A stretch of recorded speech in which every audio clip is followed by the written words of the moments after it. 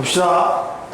오늘은 저기 255페이지 지질시대의 환경과 생물이야.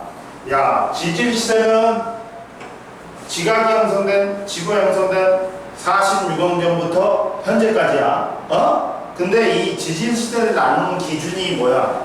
상캄브리아대, 고생대, 중생대, 신생대로 나누는 기준이 생물계의 큰 변화, 멸종 같은 거나 대멸종 같은 거나 새로운 생물들이 막 등장할 때, 또는 대규모 지각 변동, 특히나 부정확 같은 걸로 나눈단 말이야.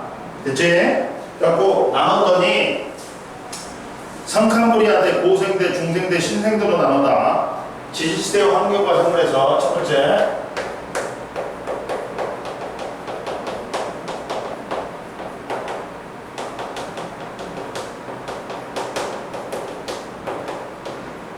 할머니 그 잘 보고 왔어? 할머니 괜찮으셔? 뭘로? 암이? 근데 치매도 있으시고? 선망증세는 그거야. 뭐지, 뭐냐. 선망이 뭐더라? 갑자기, 자, 보자. 상캄브리아 시대가 제일, 상캄브리아 시대 환경과 생물.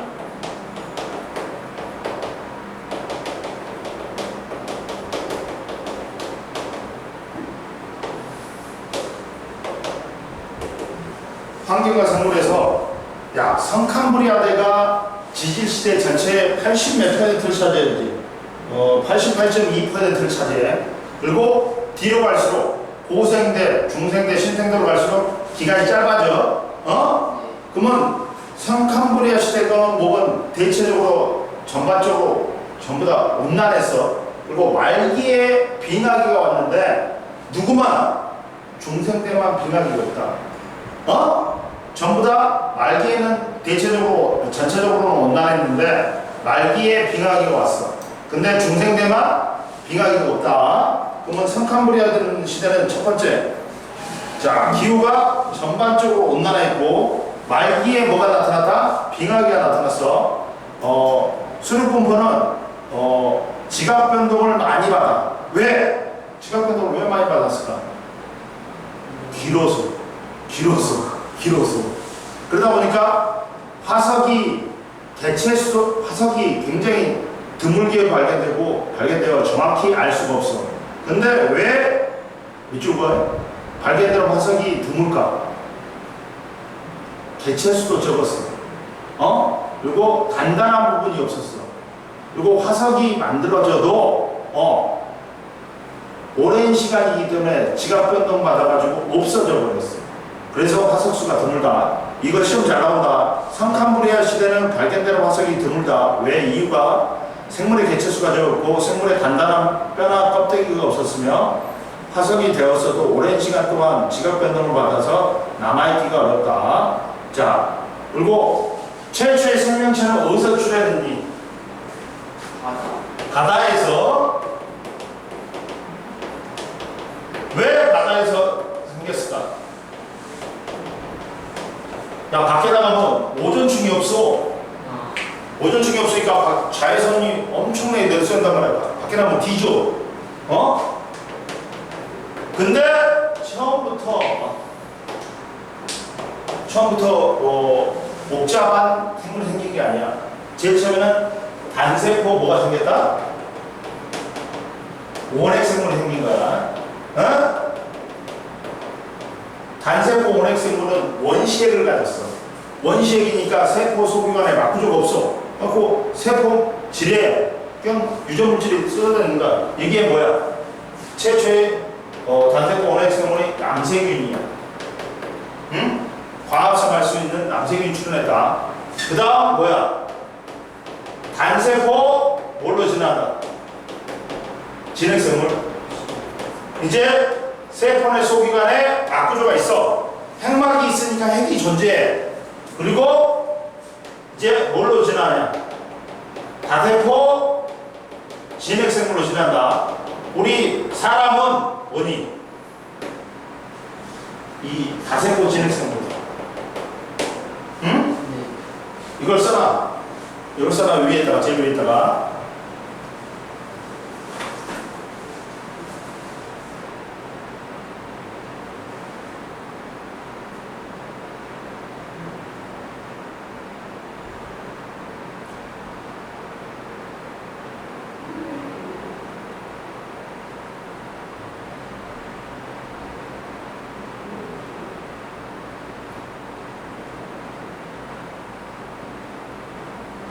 근데 이제 의전아 봐봐.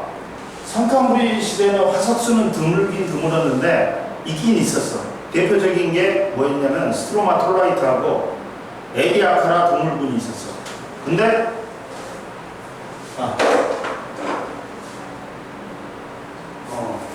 스트로마 톨라이트는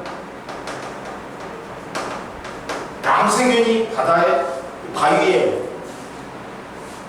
바위에서 바위에 남아 있어가지고 여러 겹이 남아 있는 거야. 봐봐. 스트로마톨라이트는 가장 오래된 생물의 흔적으로서 남세균이 여러 겹으로 쌓여서 만들어진 태조 구조야.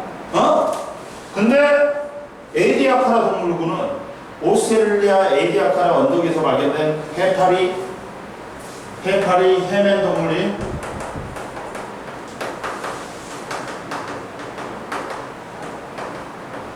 다세포 진핵성분자. 그러니까 누가 먼저 만들어졌다? 당연히 스트로마톨라이트가 먼저 만들어졌겠지. 좋아.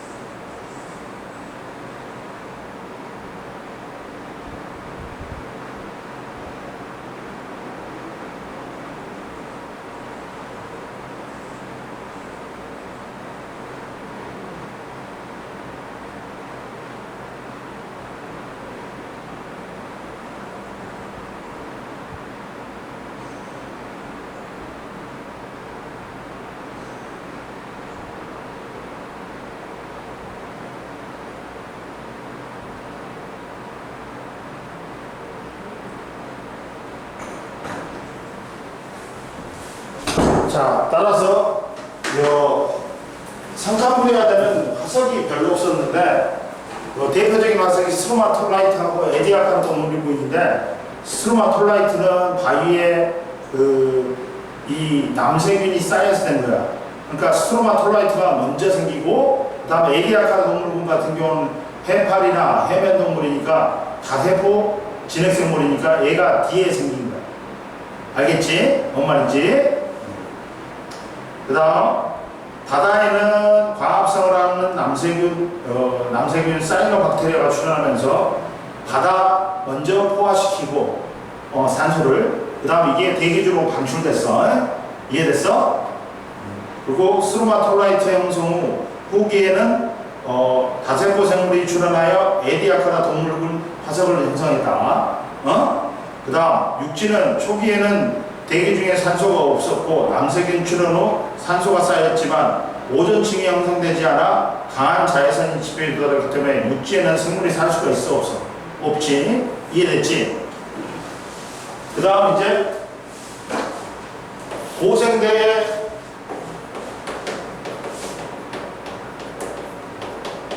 시대에 환경과 생물이 있는데 자 고생대도 대체적으로 전반적으로 온난했어. 그리고 말기에 빙하기가 왔어. 근데 말기에 빙하기 오면서 대멸종이 있었어. 이게 우리가 대멸종이 5번 있어. 크게 고생대 3번, 중생대 2번인데 고생대 3번째 고생대 말에 가장 큰 대멸종이 있었어. 말에 빙하기 왔다. 봐봐. 고생대 환경과 생물에서 고생대는 기후가 대체적으로 온난했고 말기에 빙하기에 있었다. 그리고 수리분포가 고생대 말에 뭐가 있었니? 판기아가 있어요. 판기아가 형성됐어요. 말기에 대립들이 하나로 합쳐져서 판기아가 형성되고 중생대 초에 이게 판기아 분리가 일어났어요. 그러면서 보자. 생물은 초기에는 해양 생물의 수가 폭발적으로 증가했지. 왜? 바다와 대기의 산소 농도가 증가했기 때문에. 그리고 이제 큰 특징, 육상 생물이 출현했지. 왜? 이제 바다와 남세균이 석가모래 시대에 생겨가지고 이제 바다와 대기 중에 이제 산소 농도가 많아졌단 말이야. 그러다가 고생대 때 오존층이 생긴 거야. 그러니까 자외선이 차단되니까 육상 이제 수중에 살던 놈들이 이제 기어 올라간 거야. 밖에도 살 수 있겠구나. 그 육상생물이 출현했다. 자, 그래가지고 육상생물이 출현했다. 대기 중 산소 농도가 증가하고 오존층이 형성되면서 지표에 도달하는 자외선을 차단했기 때문이다.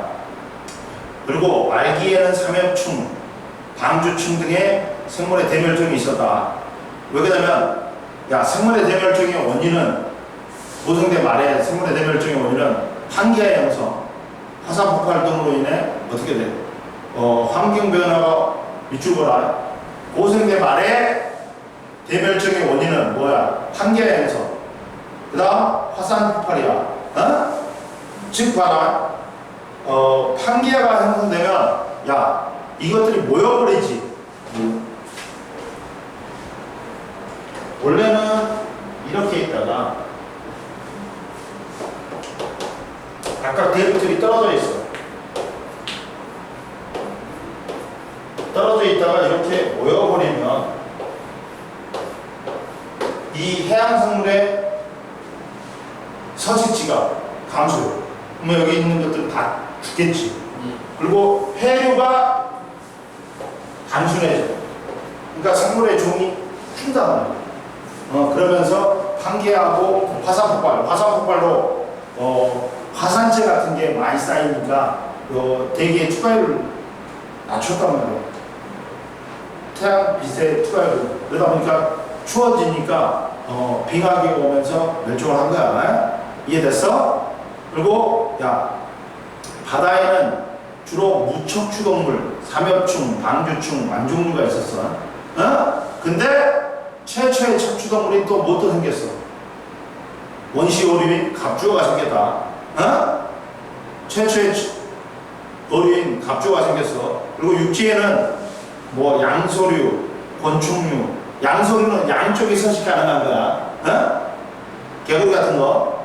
그리고 곤충류, 대형 잠자리 있고, 식물은 양치식물, 고사리 등이 했고, 이끼류. 말기에는 다음 시대에 번성할 뭐가 나타난다?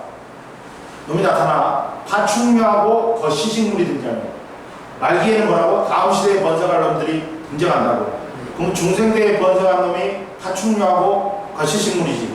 그러니까 파충류하고 거시식물이 출현한다. 이해됐어? 그리고 고생대에 만들어진 양치식물이 땅에 묻혀. 그리고 오랜 시간 열과 압력을 받지. 그게 뭐가 된다? 석탄층이 된다. 양치식물이 대형으로 묻혀서 석탄층을 형성해서 오늘날 석탄은 화석연료로 사용하고 있다. 응? 그리고 옆에 보자. 대기 중에 산소 농도의 변화와 생물의 관계. 야, 성캄브리아 시대 때는 제일 처음에는 산소가 없었어.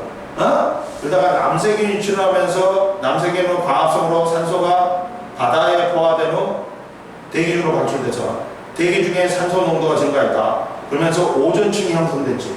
그러면서 오존층이 자외선을 차단하니까 생물의 육상 진출이 가능하고 서식지 확대로 생물의 수가 증가했다.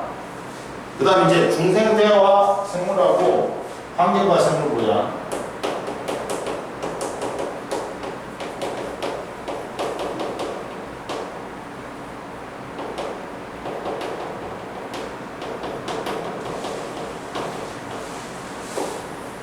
중생대와 환경과 생물을 보면 야, 전부 다 말기에는 빙하기가 있었어.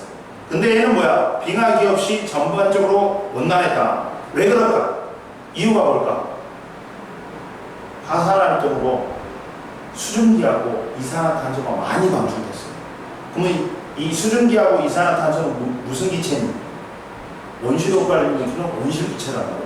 지구가 전반적으로 더워지는 거야.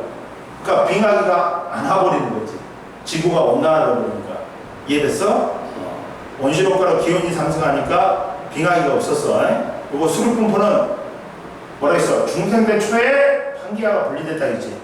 분리되면서 전 세계적으로 지각 변동이 활발하게 일어났고 대륙과 해양의 분포가 다양해졌다. 그리고 생물은 뭐야? 뭐의 시대라고 그래? 중생대는 공룡의 시대, 파충류의 시대라고 했지. 갖고 다양한 서식지가 형성되면서 고생대 말기에 대멸종 이후 생물이 다시 번성했다. 말기에는 공룡, 암모나이트 등의 생물의 대멸종이 있었지. 이유는 뭐야? 소행성 충돌과 화산 폭발 등이 있어가지고 어떻게 돼? 온도가 내려갔는데 빙하기는 아닌데 온도가 내려갔어. 소행성 충돌하니까 먼지가 막 쌓일 거 아니야. 그리고 화산재가 나오니까 태양빛에 투과율을 갖다 낮춰버리지. 그러니까 온도가 좀 낮아졌어. 근데 이 새끼들 빙하기도 안 하는데 얘들이 적응을 못한 거야. 너무 춥다고 해서 죽어버린 거야. 이해됐어? 바다에는 암모나이트가 변성했고 육지에는 파충류, 공룡 등이고 거시식물, 소철, 은행나무, 소나무, 잣나무 등. 그리고 말기에는 뭐야? 다음 시대에 번성할 속시식물과 크기가 작은 포유류가 등장했어. 포유류, 조류가 출현했다. 이해됐어? 그 다음 넘겨. 이제 신생대의 환경과 보자.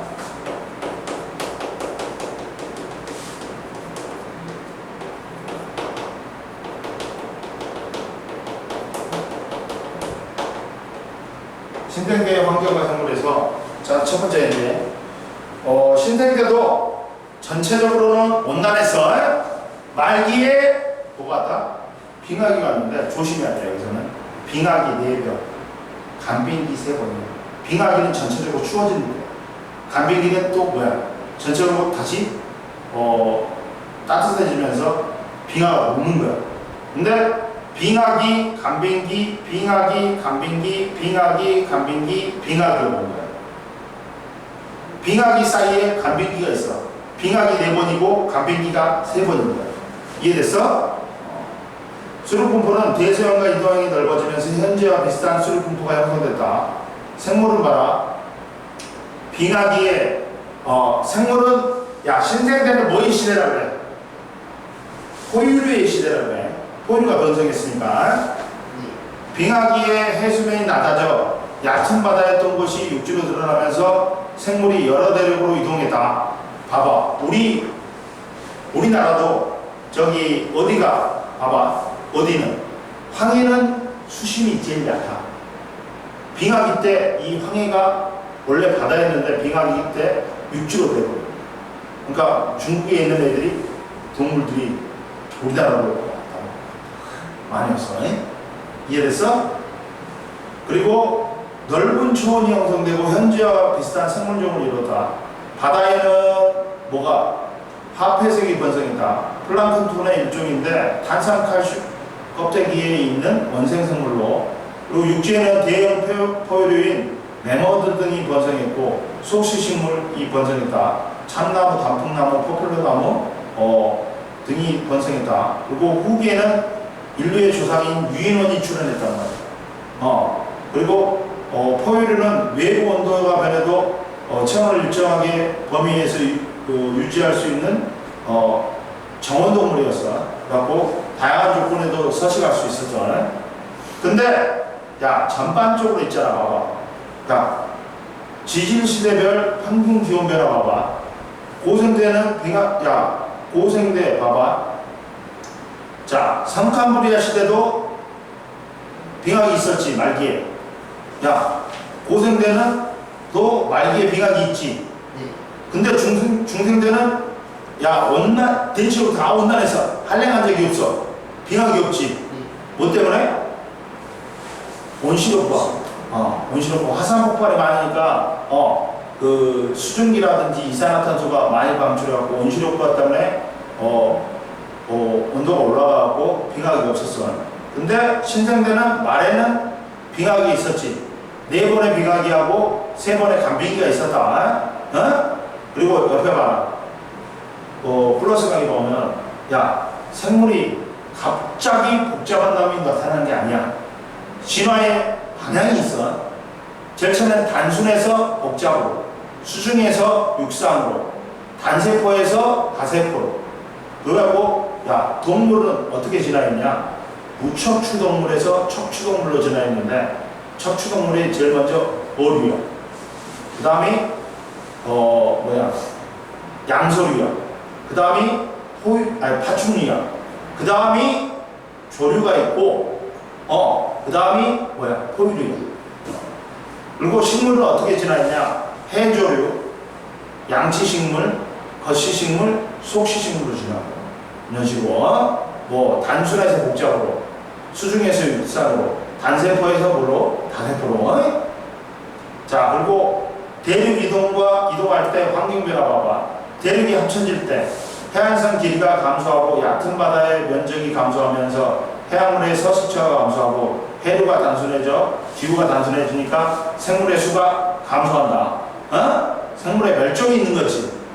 근데 대륙이 분리될 때 해안선 길이가 증가하고 얕은 바다의 면적이 증가하고 해양 생물의 서식처가 증가하고 해류가 복잡해져 기후대가 복잡해진다. 생물의 수가 증가한다. 이해됐니? 네. 그리고 이제 대멸종과 생물의 다양성. 대멸종과 생물의 다양성 보자.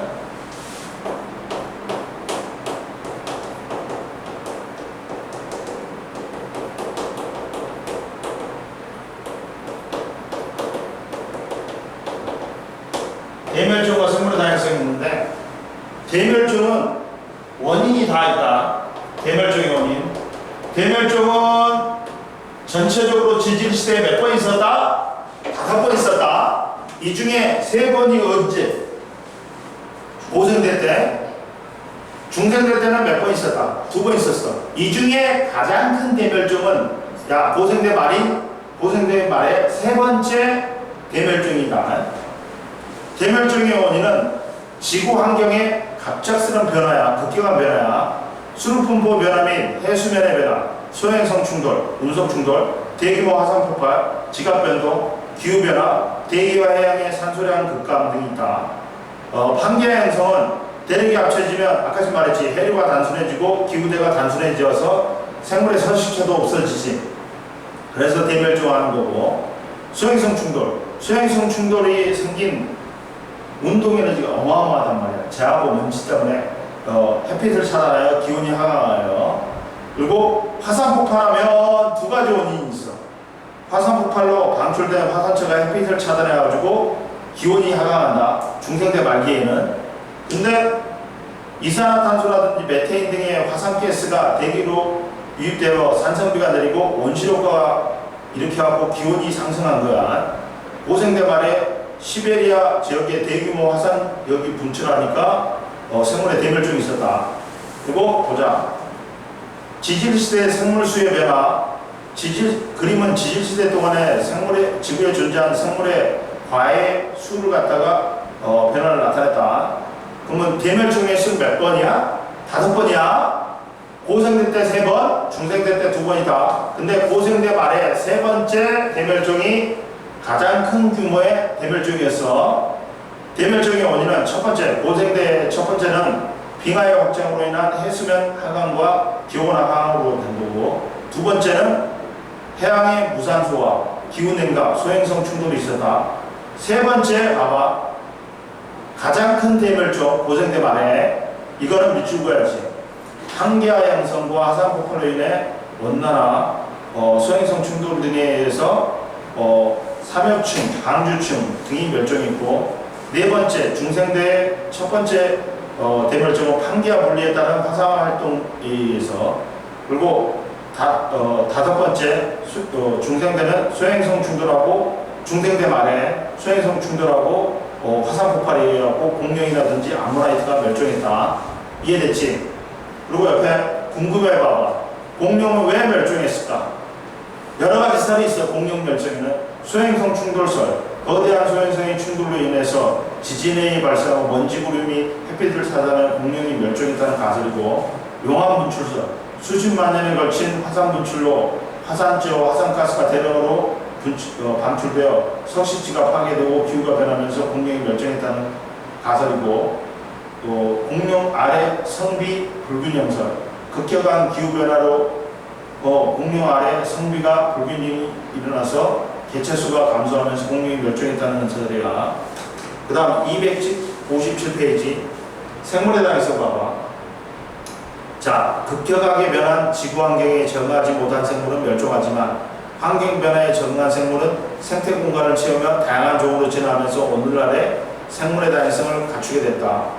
중생대 말기에는 공룡이 멸종했지만 포유류는 환경에 적응하여 살아남으니까 신생대에 번성한 거야. 그러니까 봐봐. 어느 시대의 말기에는 그때 번성하던 놈이 뒤지었다. 근데 중생대 말기에는 다음 시대에 번성할 놈들이 나타난다는 거야. 이해되니? 야, 257페이지 풀었냐? 안 풀었지? 네, 풀어봐.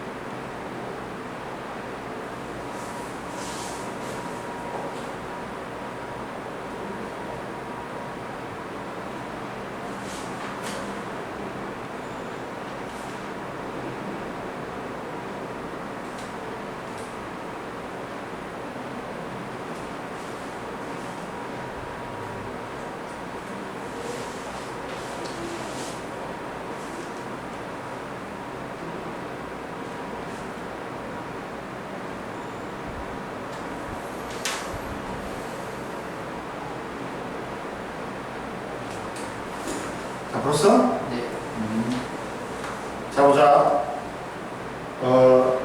성캄브리아스 때 1번에 개념 확인해서 산소, 2번에 판게야, 3번에 양치식물, 4번에 파충류, 5번에 속시, 6번에 대멸종, 7번에 적응, 그 다음 1번에 X00X야. 틀린 거 있어? 2번에 가가 벌어지는 게 제일 나중에 된 거야. 그러니까 뭐 다가 고생대 말, 가가 중생대 중기, 나가 신생대 말이니까 나. 그리고 3번에 0XX0이야. 틀린 거 없지? 그 다음 가가 공룡이 있지, 중생대지. 그리고 나가 포유류가 있었으니까 신생되고, 야 다가 대형 잠자리 있지, 고생되지. 그 다음 나가 뭐니, 밖으로 기어나온 게 없잖아. 성카무리아 되지. 따라서 가 중생대, 나 신생대, 다 고생대, 라 성카무리아 돼. 답은 라, 다, 가, 나지. 응? 그 다음 보자. 그림은 뭐야? 자, 생물이 가장 크게 멸종했던 거는 고생대 말인 가, 고생대 말 세 번째 그거다. 그리고 생물의 종류가 가장 다양했을 때는 나, 신생되겠지. 이해됐지? 그러면 263페이지까지 숙제고 오늘 하고 가고 보자. 264페이지를 보자. 이제 자연선택과 생물의 진화. 자, 야, 원래 인류의 초사는 한 종류였다. 근데 지금 지구상에는 생물의 종이 졸리게 많지. 왜? 같은 종의 생물이 환경에 적응하면서 몸의 기능이나 형태가 변하면서 다른 종으로 분리된 거예요. 그러면서 이제 생물의 종의 수가 많아진 게 진화예요. 이해됐어? 자, 진화와 자연선택설.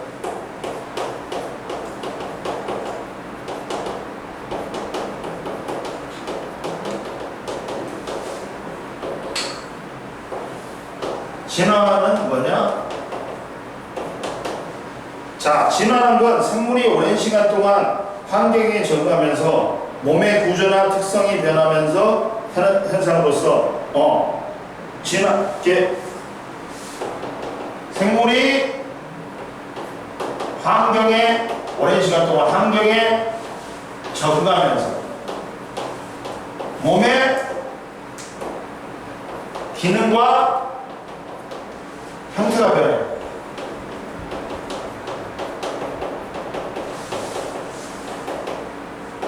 그러면서 다른 종으로 나뉘는 거야. 종의 문화가 일어나. 그러면서 생물의 종이 다양해지는 게 이게 진화야. 이게 진화야. 진화란 말이야. 따라서 생물이 오랜 기간 동안에 환경에 적응하면서 몸의 구조나 특성이 변하는 현상으로서 진화의 결과 다양한 생물이 나타나게 된다. 즉, 생물이 환경에 적응하면서 몸의 기능이나 형태가 변하고 다른 종으로 분화돼. 종의 분화가 일어나고, 그러면 종의 분화가 일어나니까 생물의 다양성이 증가하는 게 뭐다? 진화.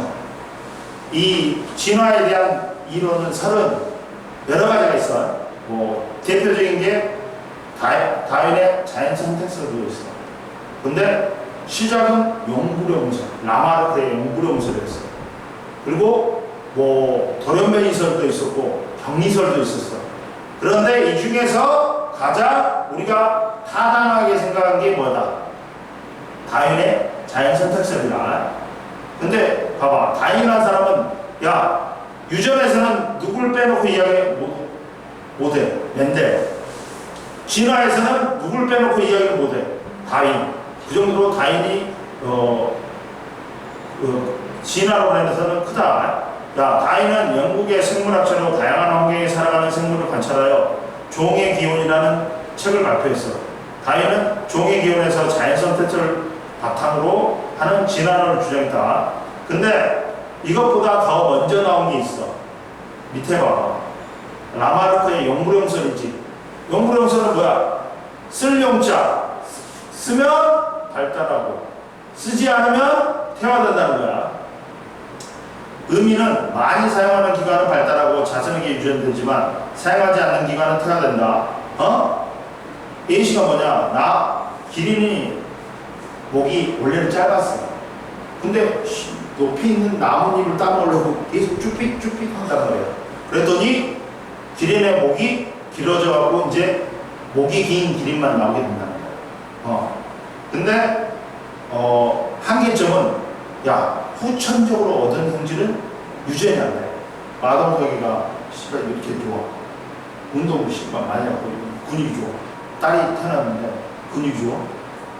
아니잖아. 그냥 후천적으로 얻은 형질은 유전이 안 돼.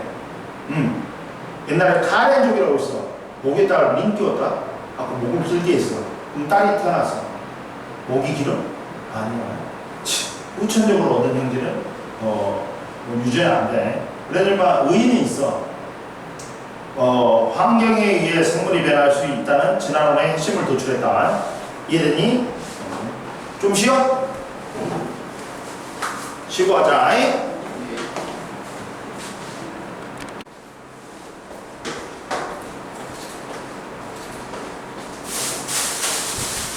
여기가 제일 시원하다. 밖에 나가는 순간 더워. 밖에 나가는 순간 사우나 같은 느낌이잖아.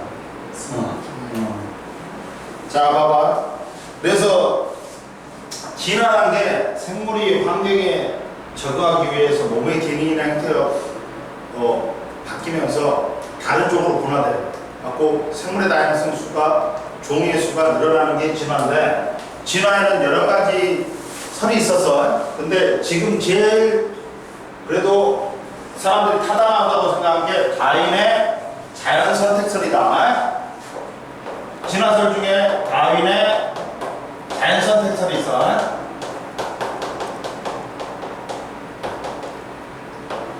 다윈의 자연 선택설은 잡아라.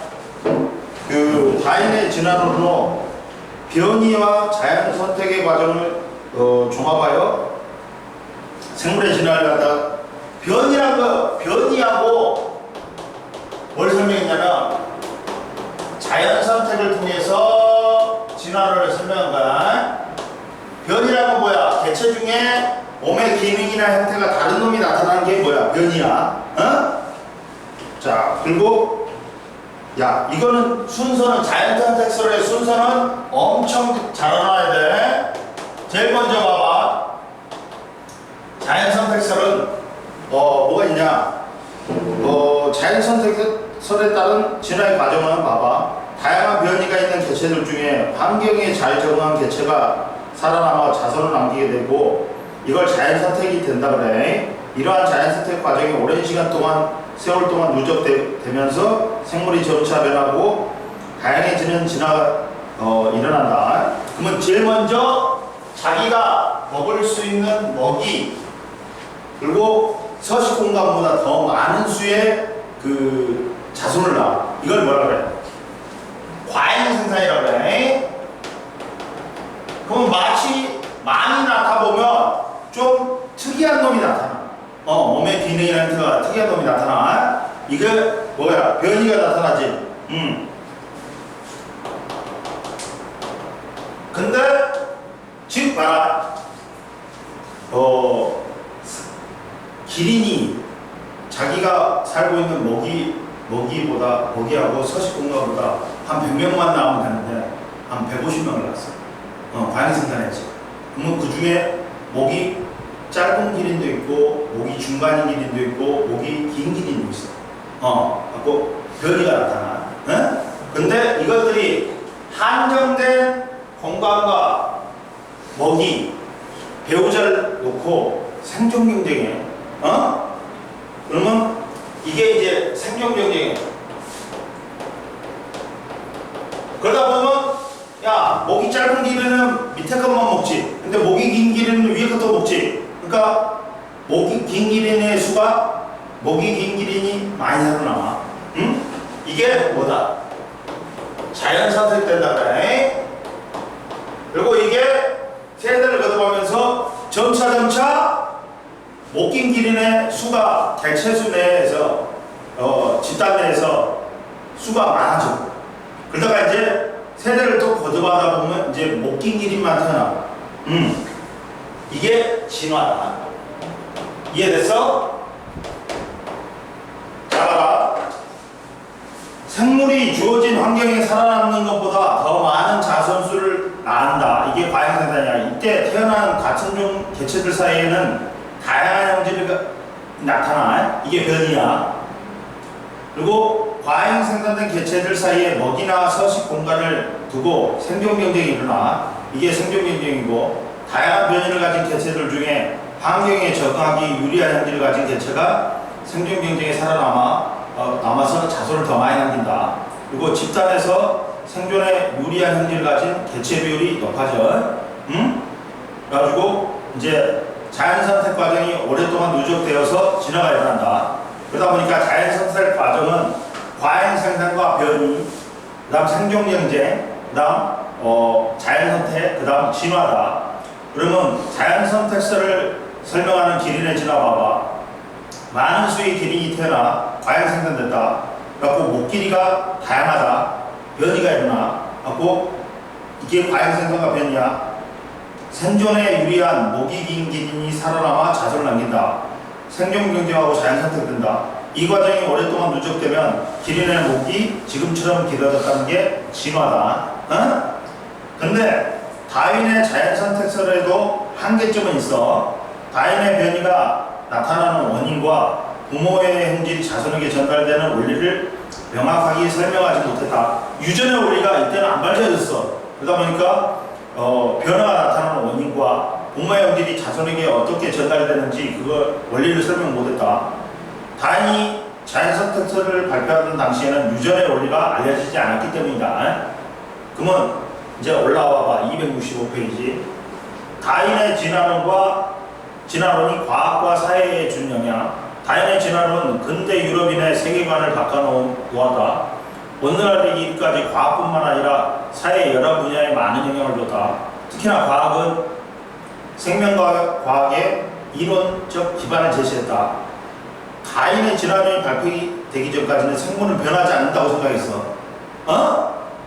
근데 다윈의 진화론이 발표된 이후로 생물은 자연선택을 통해서 진화한다고 생각하게 되었다. 즉 진화의 관점에서 생물의 유형관계를 파악하게 되었다. 그전에는 다윈의 진화론이 발표하기 전에는 생물이 안 변한다 했어. 근데 이제 다윈의 진화론에 의해서 진화되는 게 생물이 환경에 적응하면서 몸의 기능이나 형태가 변하면서 다른 종으로 분화되지. 그러니까 생물이 변하는 거잖아. 그리고 진화의 관점에서 생물의 유형관계를 파악하게 됐고, 유전학, 사회생물학, 분자생물학 등의 학문이 발전하는데 영향을 주었다. 옆에 사회생물학이라는 건 뭐냐면 인간을 비롯한 개미, 벌, 고릴라 등은 사회생활을 하는 동물의 행동을 진화의 관점에서 이해하고 해석하려는 학문이다. 사회에는 어떤 영향을 미쳤냐? 개인 또는 기업 간의 경쟁을 기반으로 하는 자본주의 발달에 영향을 주었다. 사회나 국가 사이에도 생존 경쟁이 일어나고 가장 적합한 것이 살아남게 되므로 인간 또는 국가 간의 불평등을 자연스러운 일이라는 사회 진화론이 대두했다. 그래가지고 제국주의의 출현, 특정 국가가 다른 민족이나 국가를 정치, 경제, 문화적으로 지배하는 것, 인종차별이나 식민지배의 정당화에 악용되었다. 그리고 사회, 문학, 철학 등의 다양한 분야에 영향을 줬다.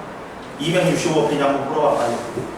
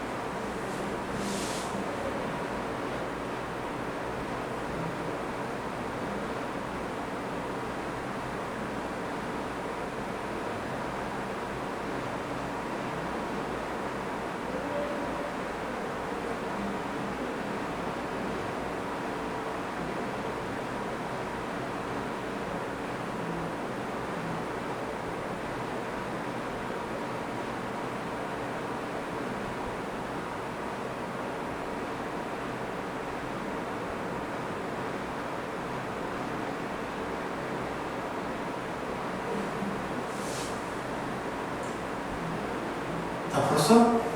네. 1번에 진화, 2번에 변이, 3번에 자연선택, 그리고 1번에 공 XXXX, 나머지 첫 것만 공이고 나머지 X야. 몇 번 틀렸어? 5번. 5번? 항상 우수한 형질이 자연선택되는 게 아니라, 자, 그 환경에 잘 적응하는 개체가 자연선택되는 거야. 우수하다고 우수한 형질에서 자연선택되는 게 아니라 피부에도 환경이 잘 적응하면 괜찮아요. 그리고 2번에 자연선택 다윈, 그 다음 3번에 다가라나, 4번에 X00. 됐지? 그 다음 봐라. 자, 변이 봐봐, 변이. 변이는 뭐냐면, 같은 종 개체 사이에 형질이 조금씩 달라지는 게 변이야. 어? 변이는 자 봐라, 같은 종에 속한 개체들 사이에 나타나는 형태, 습성, 기능 등의 형질의 차이야. 유전적 변이하고 비유전적 변이로 구분되는데, 변이는 같은 종 사이에 뭐 형태라든지 기능, 습성 등이 형질의 차이가 나타나는 게 변이다. 근데 이 변이에는 크게 유전적 변이하고 비유전적 변이가 있는데, 유전적 변이는 유전이 돼. 비유전적 변이는 주로 환경에 의한 거이기 때문에 후천적으로 얻은 거야. 그러니까 유전이 돼야 돼. 안 되겠지. 자, 보자.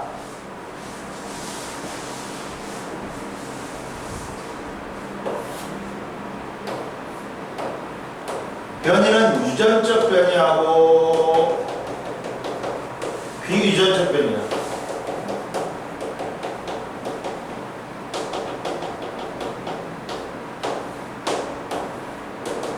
야, 너 니가 요새 학원비를 카드로 걷냐 아니면 그걸로 했냐?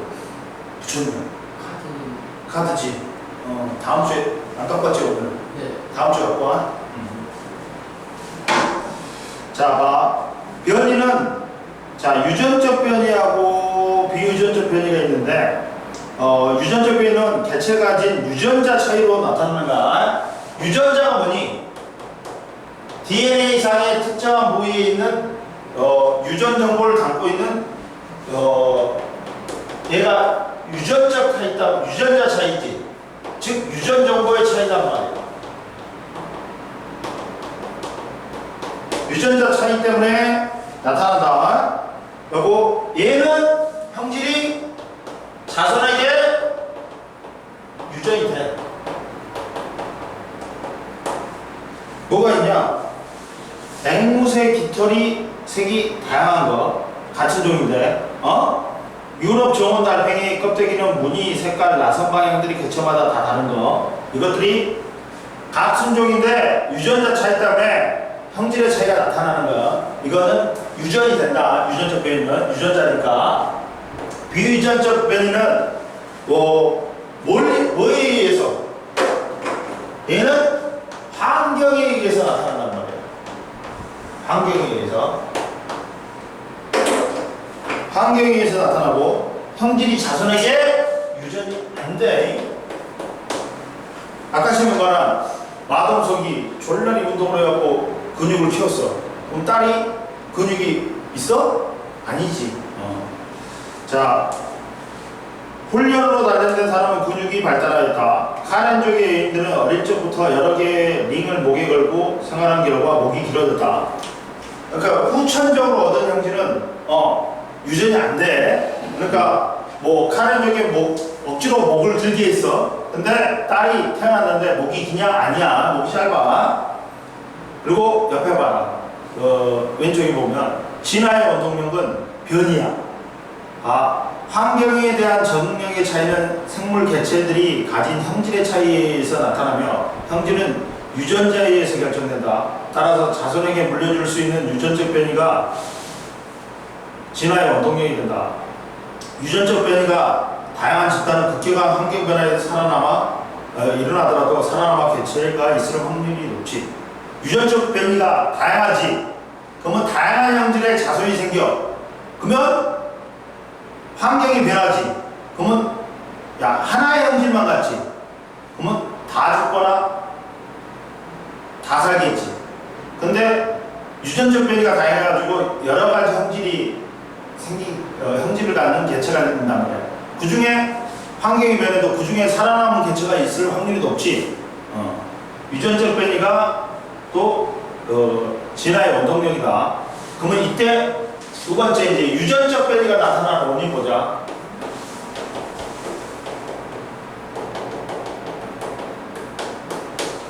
변이가 나타나는 원인.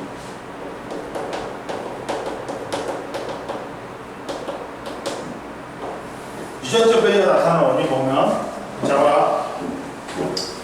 유전적 변이는 오랫동안 축적된 돌연 변이와 유속 생식 과정에서 생시세포의 다양한 유전자 조합으로 발생한다.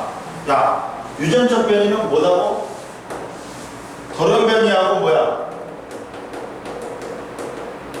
플러스 유성 생식 과정에서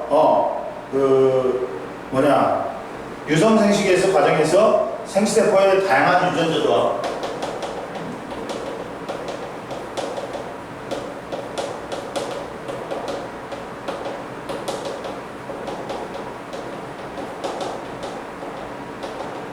잡아봐.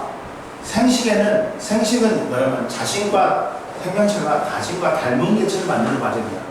그 무성생식하고 유성생식이 있다. 무성생식은 뭐냐? 성의 구분이 없어. 생시세포를 안 만들어. 그러니까 어버이하고 닮은 개체만 만들어. 유전적으로 똑같은 거. 유전적 분위기가 없어. 그거 뭐가 있냐? 이분법, 분열법, 출합법, 포자법, 영양생식이 있어. 이분법은 뭐냐? 하나가 두 개가 돼요. 분열법이야, 분열법. 얘는 한 종류만 만들기 때문에 환경이 변하지. 그러면 다 죽거나 다 살거나. 환경 적응의 분리. 근데 유성생식은 뭐야? 암수 부분이 있어. 생시세포를 만들어. 그러면 생시세포마다 다양한 유전자 구성을 갖지. 그러다 보니까 다양한 형질이 생겨. 그러다 보니까 환경 적응에 유리하지. 즉 유전적 변이는 뭐 때문에? 돌연 변이는 뭐야? 부모에게 없던 형질이 갑자기 나타나는 거야. 그러면 유전적 다양성이 증가하겠지. 그리고 생식세포의 무작위적인 조합에 의해서 수정란이 만들어지지. 그러면 또 유전적 다양성이 증가하는 거야. 이해됐어? 돌연 변이는 하고 유성생식 과정에서 생시세포의 다양한 유전자 조합이 유전적 변이가 나타나게 되는 원인이다. 그러면 돌연 변이는 뭐야? DNA 유전정보에 변화가 생겨 부모에게 없던 형질이 자손에 갑자기 나타나는 거야. 돌연 변이로 새로운 유전자가 만들어지며 돌연 변이는 자손에게 유전될 수 있다.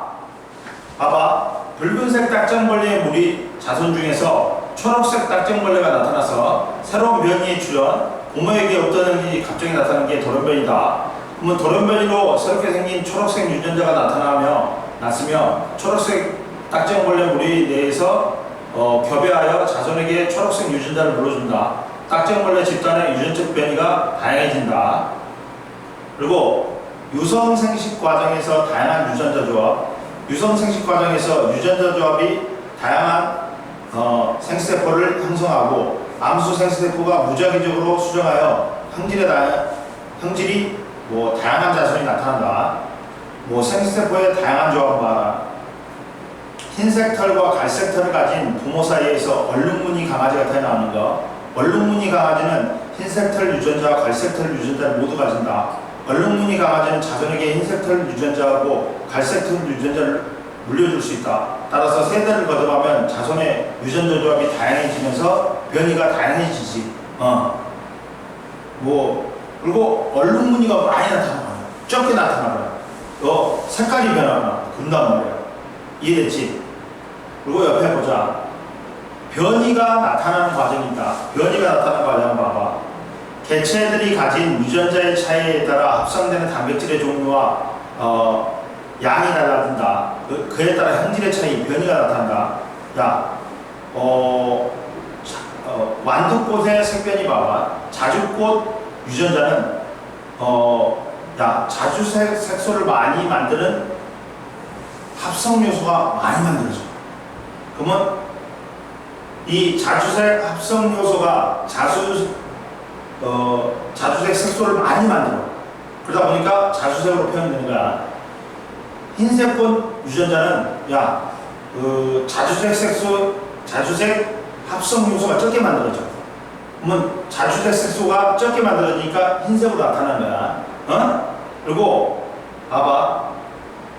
세 번째, 유전자 조합이 다양한 생세포는 사람은 체세포에는 부모로부터 물려받은 염색체가 쌍을 이룬다. 이걸 상동염색체라고 해. 왜 쌍이 돼? 이 염색체가 하나는 누구한테? 엄마한테. 하나는 아빠한테 물려받지. 그러니까 쌍이 되지. 그래갖고 사람의 체세포에는 부모에게 물려받은 염색체가 쌍을 이루는데 생세포 분열 과정에서 상동염색체가 분리되어 각각 다른 생세포로 들어간다. 이때 상동염색체는 23쌍이 있으므로 이들이 분리되어서 형성할 수 있는 암수 생세포의 조합은 2 곱하기 2의 23승이야. 졸라리 많아.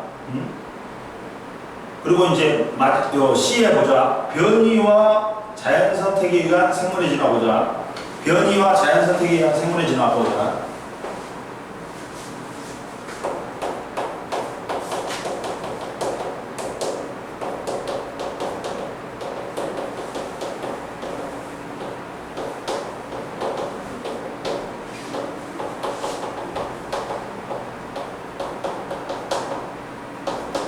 변이와 자연선택에 의한 생물의 진화에서 첫 번째 봐라.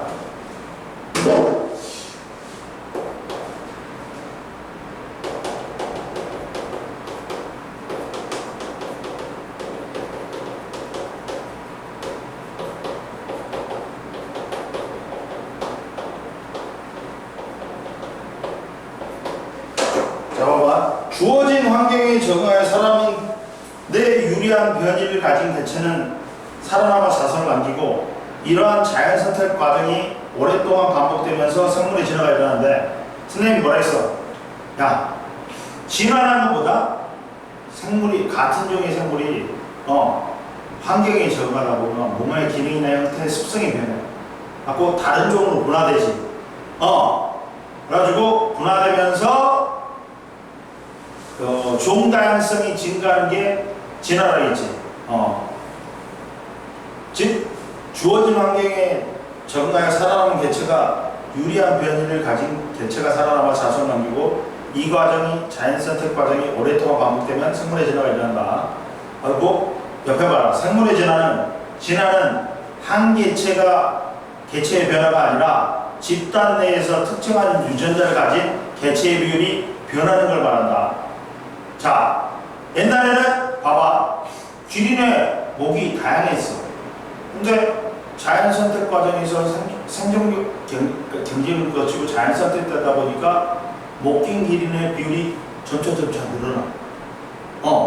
봐라. 집단 내에서 그 특정 형질을 가진 비율이 변화하지. 그러다가 결국에는 이게 누적되면 목긴 기린만 태어나는 거야. 이게 진화야. 이해됐니? 그래서 개체 내의 비율이 변하는 걸 말하고 한 개체의 유전자는 평생 변하지 않으며 진화는 개체의 유전자는 변해 안 변해? 안 변해. 이게 집단 수준에서 진화를 봐야 돼. 그래갖고 진화는 집단 수준에서 관찰할 수 있는 거야. 한 개체 태어날 때 유전자 받은 게 변해? 안 변해. 한 개체는 죽어도 안 변해. 그리고 보자 이제. 그리고 변이와 자연선택에 의한 생물의 진화에서 첫 번째 핀치부리의 자연선택 보자. 핀치부리의 자연선택은 핀치새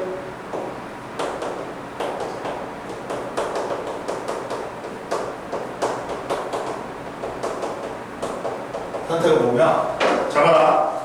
핀치 부리가 다양한 변이를 가진 같은 종의 핀치가 갈라파고스 제도의 각성에 적응하는 과정에서 환경에 유리한 변이를 가진 핀치가 각성의 자연 선택으로 이 과정에서 오랫동안 반복되면서 각성마다 살고 있는 핀치의 종류가 달라진다. 자, 봐봐. 무슨 말이냐? 남아메리카 대륙의 핀치 중 일부가 갈라파고스 제도로 날아들어왔고 각성마다 많은 수의 핀치가 태어났다. 그래서 원래는 한 6종이 있었지. 같은 종의 핀치 무리는 다양한 부리 모양의 변이가 있었고 먹이와 서식지를 차지하기 위해서 생존 경쟁했어. 근데 그 선인장이 많은 섬에는 선인장이 많은 섬에서는 길고 뾰족한 부리를 가진 핀치가 살아남아 더 많은 자손을 남겼지. 얘가 자연 선택받은 거야. 그리고 오랜 시간이 지난 후 길이가 뾰족한 부리를 가진 핀치가 번성하였다. 그리고 크고 단단한 씨앗이 많은 섬에서는 부리가 크고 두꺼운 부리를 가진 크고 단단한 씨앗 많은 섬에는 크고 두꺼운 부리를 가진 핀치가 살아남아 더 많은 자손을 남겼다. 오랜 시간이 지난 후 크고 두꺼운 부리를 가진 핀치가 번성하였다. 그러면서 각 섬마다 먹이 환경이 달랐어. 그러니까 먹이 환경에 적합한 부리를 가진 핀치가 자연 선택되는 거야. 그러면서 같은 종의 핀치가 오랜 시간 동안 다른 먹이 환경에 적응한 결과 서로 다른 부리를 가진 종으로 진화했다.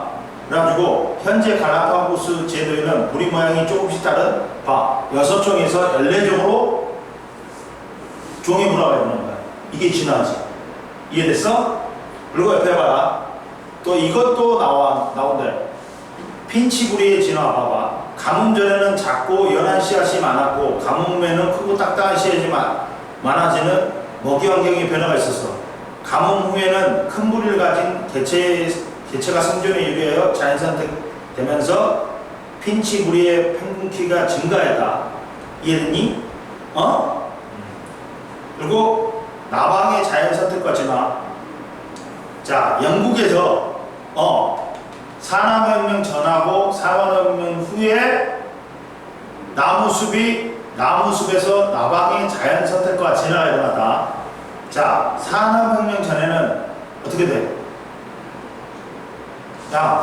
공기가 오염 안 됐으니까 숲도 오염 안 되겠지.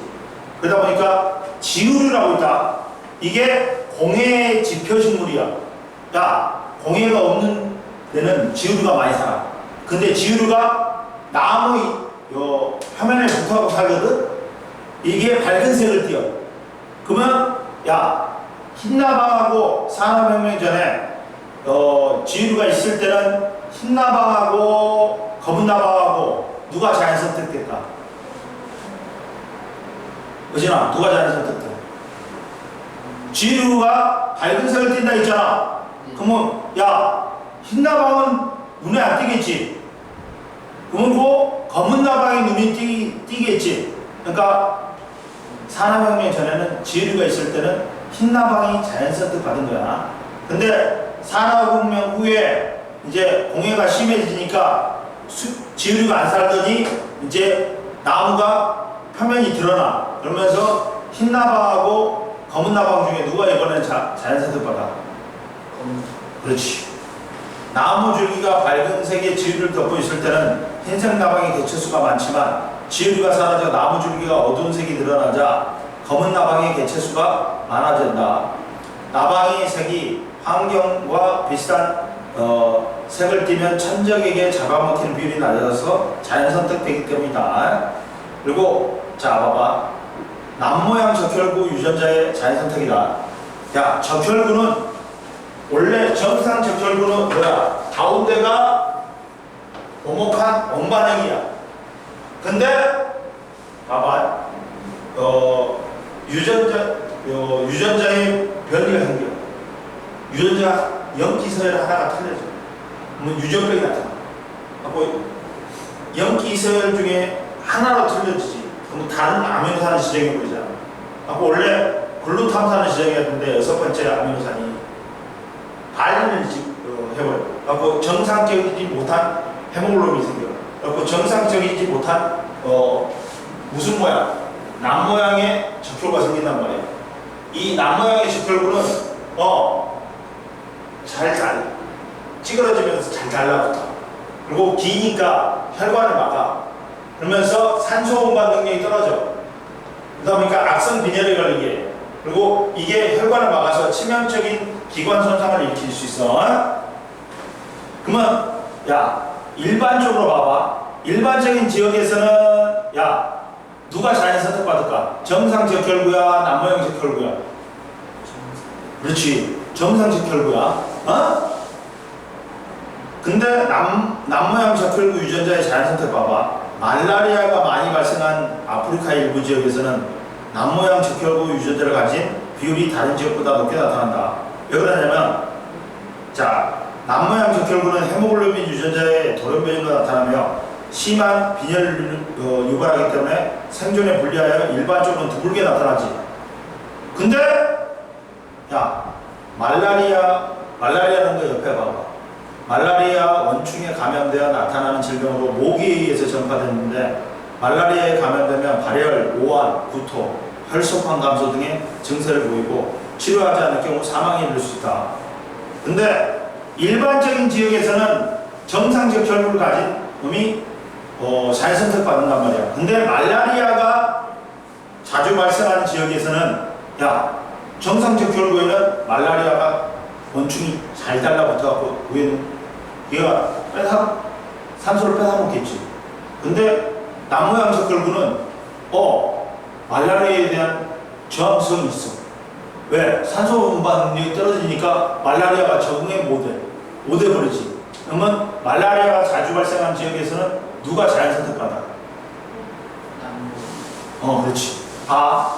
우수한 형질이 자연 선택받은 게 아니야.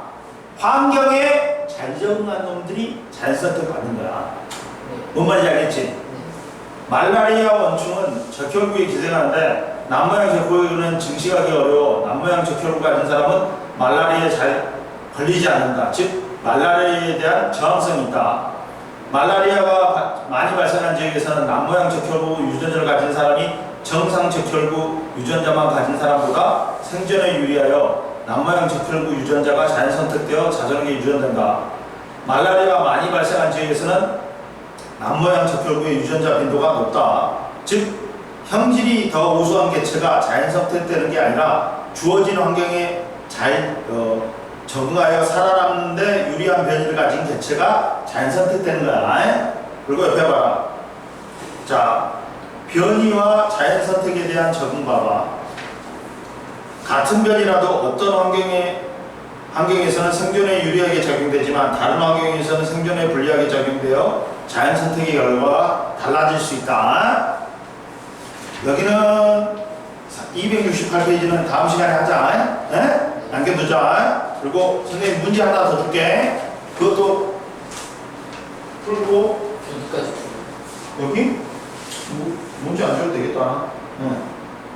여기까지 풀면 되겠다. 8번까지 풀면 되겠다. 여기면 되겠지?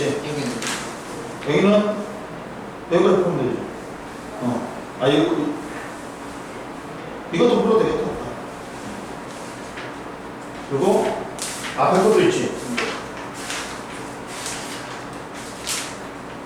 이거 있나? 이거 있으니까 충분히 오늘 다 풀겠네? 더 줘? 더 줘. 많아요. 좀 이따 가. 좀 이따가 가. 쉬다가.